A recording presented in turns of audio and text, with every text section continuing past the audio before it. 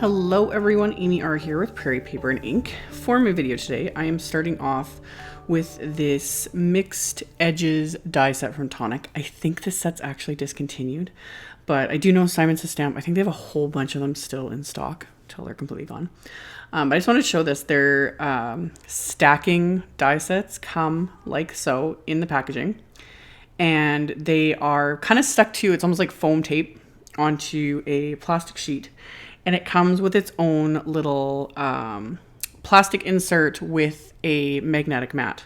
So all I did was peel off the plastic backing and actually save all my Tonic packaging like that, because it comes in handy for like shaker cards and other like projects and stuff. And also they make good little watercolor palettes, FYI. Anyway, pull off the foam tape. Everything is face down right now. All these dies are already like separated, so you don't have to cut them apart, anything.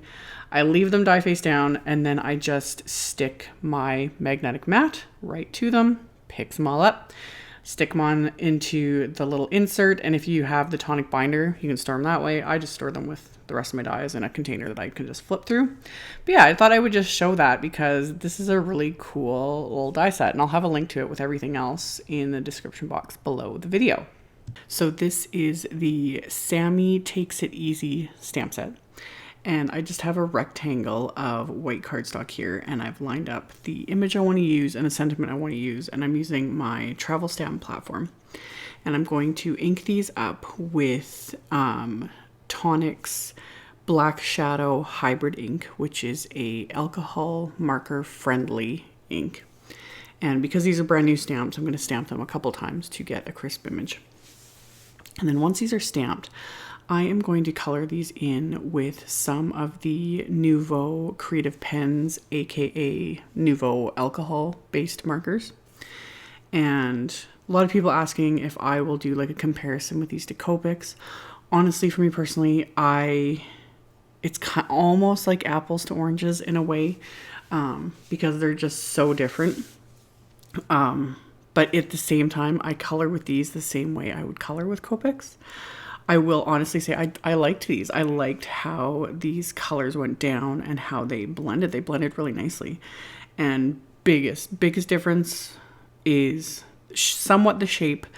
The bullet tip, these don't have like a big brush tip, which I thought I would really struggle with, but it worked just fine coloring with these. And then price, these are so much cheaper. Like you can get a 3-pack for less than the cost of a Copic marker. So I started with the PEBBLE collection with the 3 colors, and I did my normal, like this is just how I color. That I think might be the one thing I'll struggle with, is coloring with these differently, because they're not intended to blend in the same way as Copic markers. You can layer these to create different colors. It's not so much about the blend, they are different. But I worked darkest to lightest and really liked the blend I got. And then I added a bit of gray to like his little eye area on the Sloth. And for that I used the Stormy grays. Again, just went darkest to lightest. That's something else I really liked about these, is because they come in those sets of 3, all the guesswork's taken out of it for you. Like it's just done. It's like I just grabbed those 3, they work together, life is great. So I used those, and then I went in with the browns for the branch. And again, I work darkest to lightest. That's just something I've started doing over the last couple of years, however long it's been. If you want more control when you're coloring with alcohol-based markers, and more control over where the color is going down and how much depth you add, etc., work lightest to darkest. That is generally what is the easiest way to learn. I just go this way because for me it works, and because it's faster. That's all there is to it. So I wanted to add some green to this image. So I went around the outer edges of the stamped image. I'm using the Lucky Clover set this time. And again, starting with the darkest closest to the image, I'm using the medium, and then I go over everything with the lightest green. And then I pulled out the blender marker that comes in one of the packs as well. And I used that to really go over it and really kind of blend it out a bit, because I definitely didn't want any harsh lines with the green area. And yeah, the blender with this, with the Nuvo alcohol markers, is very similar to the Copic blender in the fact that I wouldn't, the word blender is somewhat misleading in the fact that I don't use the blender and it's not necessarily intended to blend two different colors together. What it really does is kind of push the color deeper into the cardstock and you'll get kind of just a smoother look. So in that sense, you do get somewhat of a blend, but always think of it as pushing color away from it. So I like to use a blender marker with alcohol markers to, blend things out, to smooth it out to more of, a white edge or to add texture and whatnot.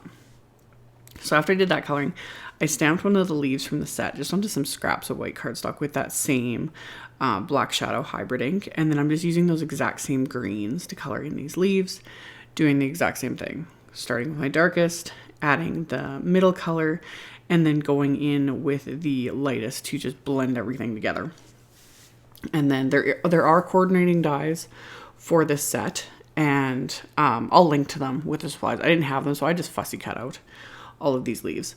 But after all of that coloring, this is when I went back in and I started adding just some more dotting texture to the sloth and to the background. It's one way to really add that extra little element to coloring, and it's just literally just dotting the marker. Really simple. That's one thing that's really nice about having the bullet tip on these markers. It makes for very simple, easy dotting. So I used one of the grays on the sloth, and then on the green background, I just used the blender for this. So it gives it more of a subtle look, especially like it dries and evens out a little bit more, but it still gives it that little bit of like texture and depth and dimension, which is really fun. So I did all of that. And then I pulled out this oak wood grain paper from Tonic that is heavily textured. And I ran it through my die cut machine, and I was curious what would happen. Like, would I flatten out all that texture? And no, it keeps all its texture amazingly, even when die cutting. So that was pretty fun. So I'm going to use that, and I'm also going to use some green leaves specialty paper. And the green leaves one it has a texture to it. It's much more subtle. It literally looks like leaves have been pressed into it, but it's not that heavy texture like some of the other ones, but it's rather fitting for this image, of course.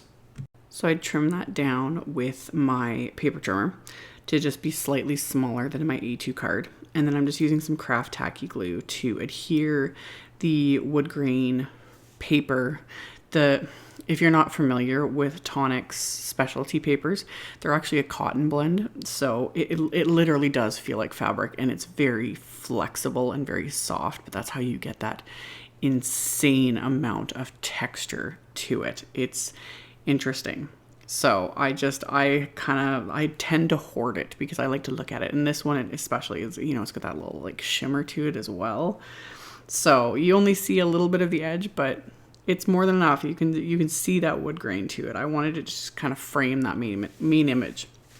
So pop that on with the craft tacky glue, added the leaves, and then I'm going to pop on the main image with a little bit of foam tape just to pop it up a little bit on top of all that texture and the leaves and whatnot. So once I've got that in place, I am going to stamp my inside of my card, which is just heavyweight white cardstock and standard A2 sized. And I pulled out a couple more stamps from the set, and I'm using a couple of the diamond ink pads from the Woodland Walk hybrid pack. So I'm using the soft suede and then pistachio green. So I stamped the little sloth kind of in the corner with the soft suede, and then I'm using the pistachio green for the leaves and just kind of like stamping it multiple times just to create little like clusters to add, a little extra something to the inside of my card. And then I'm going to add a sentiment using the Black Shadow hybrid ink. And again, because it's a brand new stamp, I want to stamp it off a couple times just to get some good ink coverage here. And I'm going to stamp this onto the inside of my card. And then I'm going to adhere the card front to the card base. And I cut down the green leaves paper to be just slightly smaller, so I've got a little bit of a white border just to kind of tie everything in together. So then once I've got that adhered, I'm just going to add one last embellishment, trying not to completely overdo it. Also because I don't really want to cover up these specialty papers any more than I already have because they're just gorgeous. But I pulled out the Dirty Bronze crystal drops and the Cocoa Blush jewel drops that are also from the Woodland Walk collection. So, you know, it all coordinates and works well together. And just added a few of those to this card front.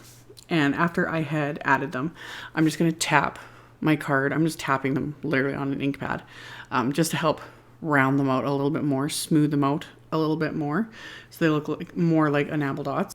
And then I'm going to set this aside and let these completely dry, which generally I let them sit overnight. I think it's recommended it's about 24 hours. They're supposed to completely dry. So I didn't want to just have just the card. I decided to make a matching envelope using more of this wood grain paper. It's actually, like I had said earlier, it's kind of more like almost like fabric, really, but it's just fabulous. So I trimmed down a piece to 8 inches square, and I am using my AmyR Memory Keepers envelope punch board, which I always forget that I own. This is the old version. They have a much nicer updated version. I got this eons ago. I don't use it that often. It's a little finicky with this because this paper is so textured. But with an 8-inch square, you line it up at 3 5/8 inches. You start your first score line, and then you just line up the score line with the little notch there that's sticking out right between kind of my left hand. And then you just keep rotating, scoring, and then I just punch through with the center punch on the punch board. So once I've got all 4 of my score lines and the little center portions punched out, you can use the other side of the punch to round the edges if you want.